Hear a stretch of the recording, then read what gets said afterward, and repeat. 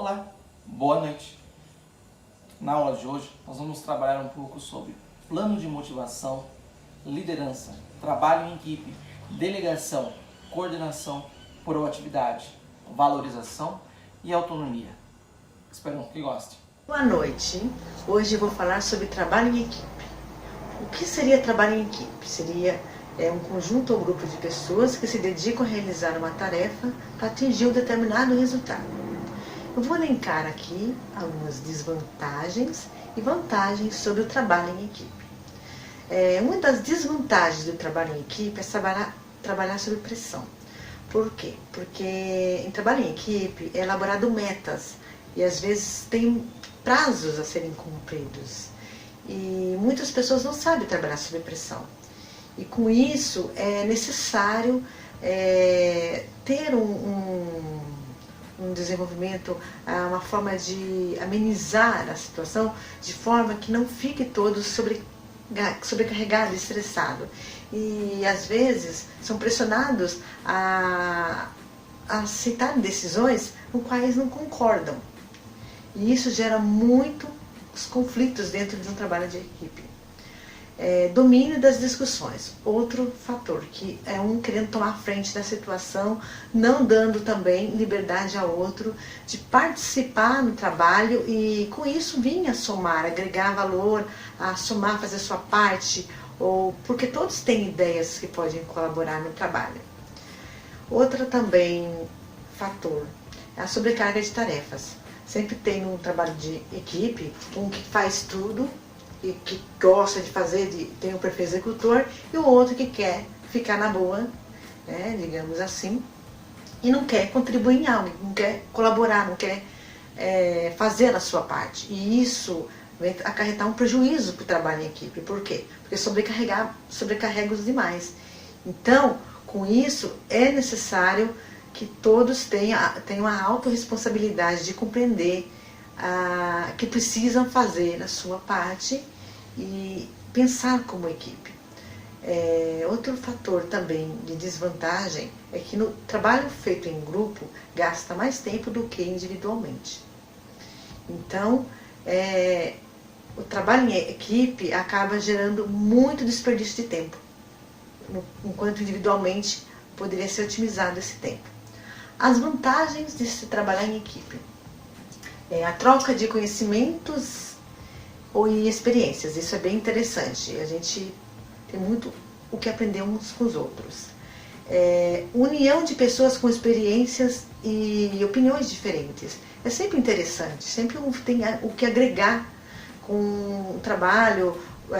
Vai haver discordâncias, vai haver ideias que vai entrar em conflito, mas sempre pode-se entrar num consenso.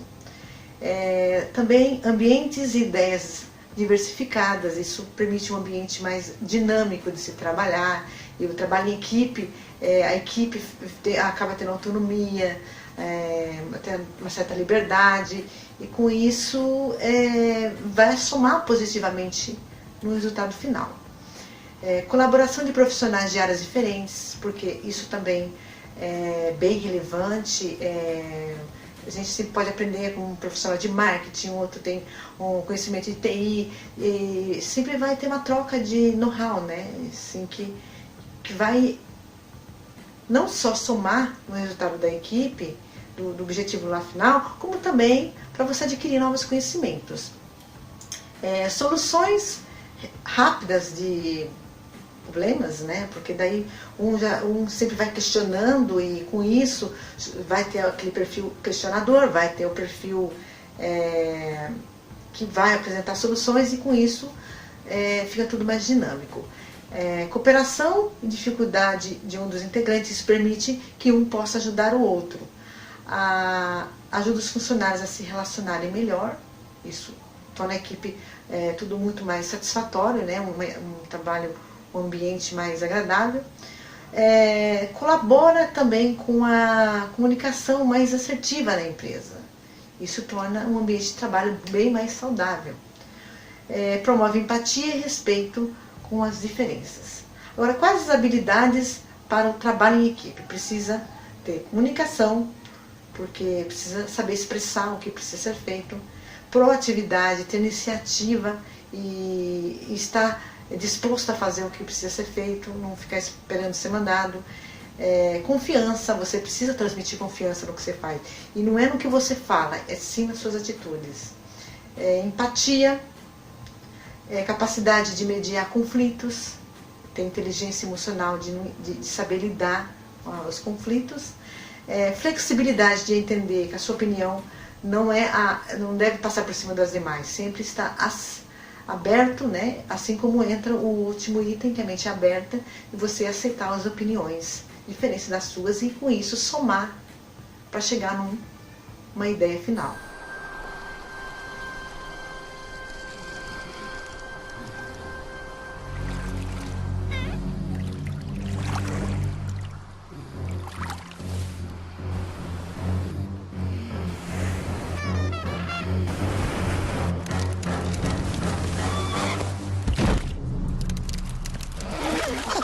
It's smarter to travel in groups.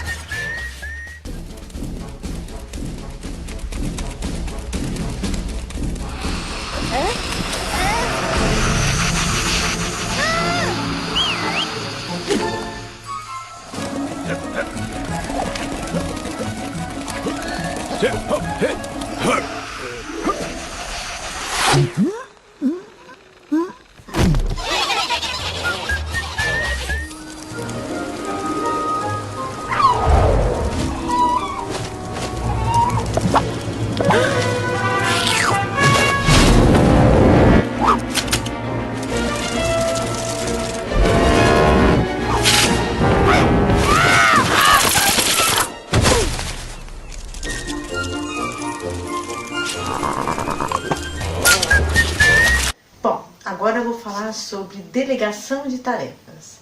O que seria delegação de tarefas? Delegação de tarefas é atribuir a um subordinado a responsabilidade de planejar, decidir ou executar uma tarefa. O ato de delegar é sempre exercido por uma autoridade, ou seja, por um superior do colaborador escolhido para receber a missão. Por que é importante delegar? A delegação de tarefas ela é importante porque permite que os líderes assumam responsabilidades maiores, evitando que fiquem sobrecarregados com atividades que podem ser exercidas por outras pessoas. A delegação também contribui para aumentar a descentralização da gestão. Isso porque ela aumenta a importância dos subordinados e evita a concentração da autoridade nos postos mais altos da organização e, com isso, distribuindo menos parte do poder de decisão. Quais são as etapas da delegação? O processo da delegação administrativa, podemos identificar 4 etapas. A definição de metas, porque precisa ter uma meta a ser definida, que determina e comunica com clareza o que espera de quem recebeu a delegação. A segunda etapa seria a delegação da permissão para agir, que é o momento que o líder concede a seu subordinado a autoridade para praticar os atos necessários para cumprir. Posteriormente, a obrigação de executar e, com isso, depois a obrigação de avaliar a execução da tarefa, onde a responsabilidade é da autoridade que o delegou, que no caso é o chefe. E essa autoridade deve acompanhar o andamento da execução, fazer um monitoramento para ver se foi feito, bem executado o processo. Próxima parte é o monitoramento da delegação, aquilo que foi dito, que precisa acompanhar para ver se o colaborador está contribuindo, está fazendo da forma correta. Como delegar de forma eficaz? Verificar se o subordinado não está sobrecarregado, é preciso saber distribuir bem as tarefas, não delegar a mesma tarefa para 2 ou mais funcionários, dar instruções claras e precisas sobre o que precisa fazer. Ao fazer a delegação de tarefa,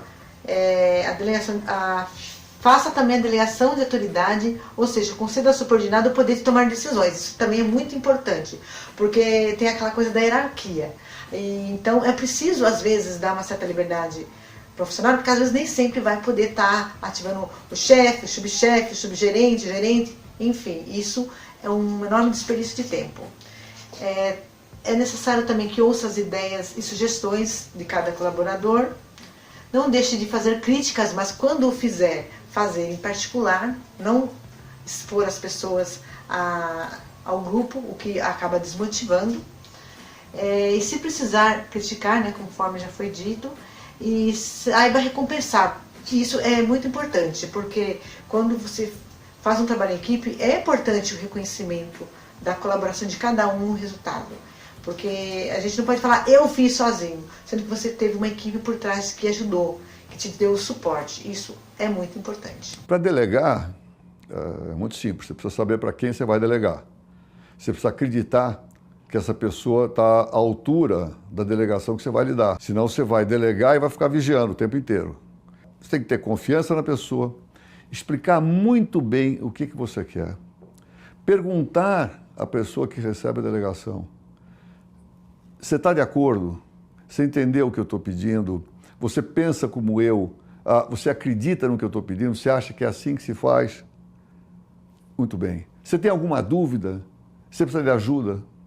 Quando você faz tudo isso, você dá a chance ao teu interlocutor, a pessoa que vai fazer a tarefa, que ela se posicione. Feito isso, se a pessoa diz, estou tranquilo, vou fazer, aí você tem que deixar.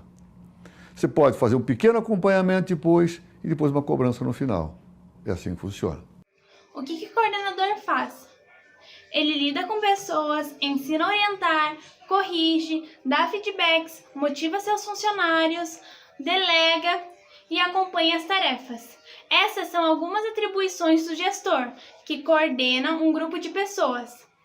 Além disso, o líder deve estar sempre atento aos processos de organizações, de modo a garantir que as empresas tenham máxima eficiência, produtividade e sempre bons resultados. Para isso, deve garantir que sua equipe seja qualificada e receba conhecimento por seus bons resultados e tenha as condições de trabalho favoráveis à realização correta de suas tarefas. Mas, como ser um bom coordenador? Compartilhe conhecimentos e lidere, por exemplo. Não existe coordenação sem liderança. Então, como coordenador, procure ser sempre uma referência positiva para os seus liderados. Para isso, compartilhe conhecimentos, ensine, instrua, corrija e oriente seus profissionais, de modo a desenvolvê-los constantemente. Também sempre seja coerente com suas palavras e suas ações. Atue como um parceiro do seu time, reconheça seus sucessos e corrija seus erros. Sempre que possível, ofereça uma oportunidade de crescimento aos seus funcionários. Uma nova função, reajuste salarial, folgas e quaisquer outras formas de mostrar reconhecimento ou de dar oportunidade de crescimento aos colaboradores serão bem-vindas. Procurar evolução contínua é outra forma de você ser um bom coordenador. Todo bom gestor está sempre atento ao seu aprimoramento profissional e pessoal. Por isso, para ser um bom coordenador, é importante investir continuamente em seu autodesenvolvimento, procurar identificar seus principais erros e seus pontos de melhoria. Também é importante estar atento aos seus comportamentos, desenvolver sua inteligência emocional, comunicação e relacionamento interpessoal. Outro ponto muito importante para ser um bom coordenador é conquistar bons resultados. Uma das coisas mais importantes para quem assume a coordenação de uma equipe são os resultados. Todo líder precisa mostrar conquistar as metas e objetivos estabelecidos pela gestão da empresa. Para isso, estruture suas estratégias, treine seus profissionais, instrua, delegue e direcione suas ações, para que eles atinjam as suas metas. Então, resumidamente, para você ser um bom gestor, você precisa ter liderança, comunicação eficaz e pontual, relacionamento saudável com seus liderados, dar feedbacks precisos, inteligência emocional e gestão de tempo. Sabe uma das coisas que praticamente 90% dos coordenadores me perguntam? Como eu faço para ser um coordenador de sucesso, Croco? E eu não tenho muito para responder, a não ser o seguinte: no momento que você toma a decisão de ser um coordenador, você passou a ser um coordenador de sucesso. O grande problema é que o coordenador, ele tende a não tomar a decisão de abraçar a causa de ser um coordenador. ele tende a ficar sempre olhando para outras possibilidades, ele não foca no que realmente importa. Quando a gente fala de foco, eu estou falando de estudar, eu estou falando de se entregar, de se empenhar, de se envolver, realmente de tomar a posição de coordenador. Quando me perguntam sobre o que é ser um coordenador de sucesso, a minha singela contribuição é essa: foca, escolha, sai do cima do muro. Se você é coordenador, se você assumir o papel de liderança, investe nisso. Ele é um ganho que você vai ter ao longo do tempo. Não vou falar que é fácil, não é fácil ser coordenador, não é fácil ser líder, não é fácil ser gestor, não é. É muito difícil. Mas o reconhecimento que você tem, não só por conta do desenvolvimento do time, não só por conta do desempenho que o mercado vai te retribuir, mas também reconhecimento financeiro. Você pode ser um coordenador e você pode ser um gestor, um futuro gestor que vai ter muito resultado financeiro. Mas para isso, você tem que ser gerador de resultados financeiros. Mas não tem como você fazer nenhuma das duas coisas se você não tiver energia, foco, disciplina e comprometimento. O que é ser proativo?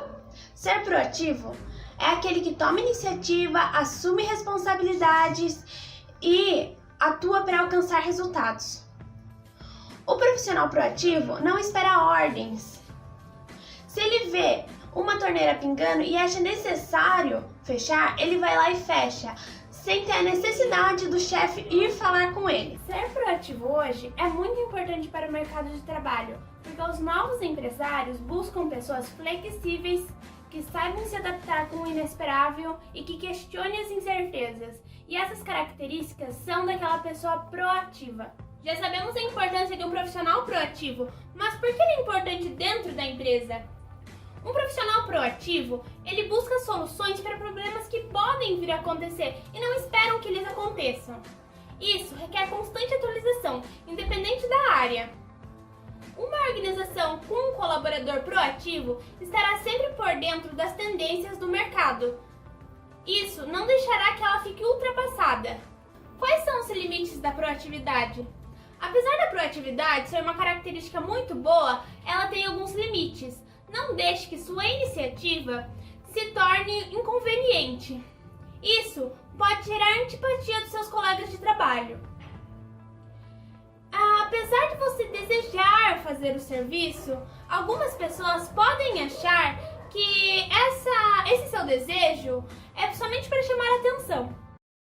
Você sabe o que significa ser uma pessoa proativa? Você consegue saber quando você precisa ter ou não a iniciativa? E qual é a medida certa para você ter uma atitude proativa? Talvez isso possa ser a maior vantagem da sua empresa. A maior verdade do mundo é que a teoria pode não ter o mesmo encanto que a prática.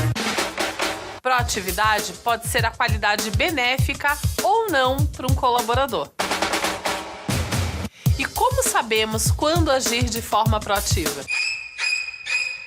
Segundo Meiri Kamiya, escritora, psicóloga e mestre em administração, o comportamento proativo é um conjunto de comportamentos em que o trabalhador busca espontaneamente por mudanças no seu ambiente de trabalho, solucionando e antecipando-se aos problemas, visando a meta de longo prazo que beneficia a organização. O perigo nesse tipo de atitude é a afobação, a falta da organização e de planejamento. Às vezes você pode querer ser proativo, mas acaba tendo uma atitude de ansiedade precipitada. E aí, a sua iniciativa faz tudo ir pro belelé. Antes de agir, pergunte para você mesmo: minha atitude pode impedir um conflito ou um problema na empresa? Minha iniciativa será construtiva para todos? A minha ação proativa vai antecipar e otimizar tempo e custo? Criarei mais oportunidades para a empresa? Isso vai melhorar o meu desempenho diante da corporação? Não seja um aventureiro e tome cuidado ao tomar as suas decisões, porque ser proativo precisa ser eficiente. Seja proativo, mostre sua capacidade de criatividade, demonstre interesse pelos anseios da corporação. Sua iniciativa vai te transformar num profissional muito valioso para a corporação. Por meio da valorização do funcionário nas empresas, é possível reduzir o número de demissões tão custosas e prejudiciais ao desenvolvimento, além de aumentar o engajamento e obter um clima organizacional estimulante, que gere o interesse contínuo de desenvolvimento de todos. Para isso, as melhores ações corporativas de como valorizar os funcionários podem ser realizadas das seguintes maneiras. Primeiro, reconheça todas as conquistas e também os esforços. Converse constantemente com a sua equipe. Terceira coisa, mostre que a empresa se importa com as pessoas. Uma quarta coisa é faça eventos de integração de funcionários. Quinto, promova o desenvolvimento dos colaboradores. Sexto, faça avaliações de desempenho e feedback contínuo. Sétimo, demonstre confiança. Afinal de contas, para conhecer os esforços e conquistas e o trabalho em si de cada colaborador é uma poderosa ferramenta motivacional, capaz de trazer riquezas, materiais ou não, de todo tipo e de baixo custo. Temos uma equipe, vários profissionais e o desempenho de cada um deles é diferente. Eu tenho gente que tem melhor performance, eu tenho gente que tem pior performance. Como é que eu faço para reconhecer aquele que tem uma performance, um desempenho acima da média? Primeira coisa, reconhecer, a palavra já diz, significa compartilhar com ele que você enxerga que o esforço dele é maior e resultados também são maiores. Chame ele para uma conversa, aumente o nível de confiança entre vocês e deixe claro que você percebe que ele vem trazendo resultados melhores. E para o resto da equipe, eu preciso deixar claro? Sim, mas faça isso de uma forma delicada, sem que você enalteça um profissional em detrimento dos outros, o que pode piorar o ambiente de trabalho dele, mas deixando claro que aquele tipo de comportamento, atitude, que aquele nível de resultados é o desejável. Assim você constrói um referencial e outras pessoas poderão se espelhar no que ele vem fazendo e aumentar o rendimento, a produtividade média de toda a equipe. A autonomia no trabalho é estar no comando das próprias experiências, ações, decisões e atitudes. A autonomia pode ajudar a reter talentos na empresa, pois faz com que os colaboradores se sintam donos do seu crescimento profissional. A autonomia no contexto do ambiente de trabalho demonstra um entusiasmo e vontade de participar em várias atividades ou ter determinados comportamentos, porque eles estão alinhados com os interesses e valores reais do indivíduo. Podemos entender que autonomia significa ter segurança e o conhecimento prévio para tomar as decisões nos momentos certos, sempre se baseando na forma como a organização utiliza esses conhecimentos e quais são os seus valores. Lembre-se de oferecer autonomia aos seus colaboradores. Você também estará lhes oferecendo responsabilidade. Afinal, já que eles são capazes de decidir, também são responsáveis pelas suas ações. Existe relação entre autonomia e responsabilidade? Para responder a esta pergunta, precisamos, em primeiro lugar, entender que em determinados momentos da vida, somos convidados a tomar decisões. Dependendo da situação que se apresenta, surgem dúvidas, preocupações, indecisões. Além do que, um mesmo problema pode ser encarado de diversas maneiras por diferentes pessoas. Independente disso, uma coisa é certa: todos querem acertar em suas decisões, porém, nem sempre é possível. São vários os motivos. Alguns generalizam, achando que tudo será do mesmo jeito. Outros se acham incapazes de tomar decisões. Outros acham que somente eles têm problemas. Outras pessoas, de forma perigosa e imprudente, tomam as suas decisões baseando-se em outras pessoas. Por estes e outros motivos, uma postura crítica, equilibrada e com discernimento é fundamental para uma boa decisão. E para isso acontecer, é necessária a compreensão do conceito de autonomia, não só em âmbito pessoal, mas também coletivo. Vamos inicialmente compreender a origem do termo autonomia.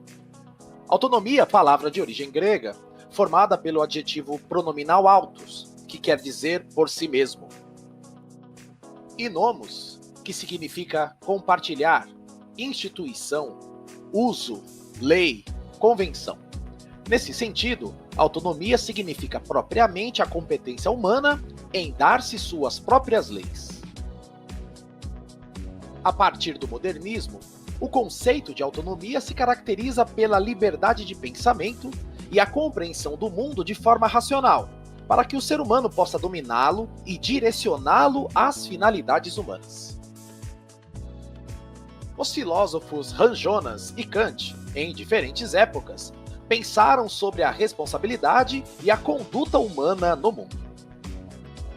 Kant entendia que um ser autônomo é aquele que pensa e age de forma universal, isto é, uma ação aceita por todos é uma ação justa. Um ser autônomo, segundo Hans Jonas, é aquele que pensa não somente em si e nos outros, mas também no planeta. Segundo ele, caso as atitudes pessoais de cada um não tenham este objetivo, a vida humana corre sérios riscos.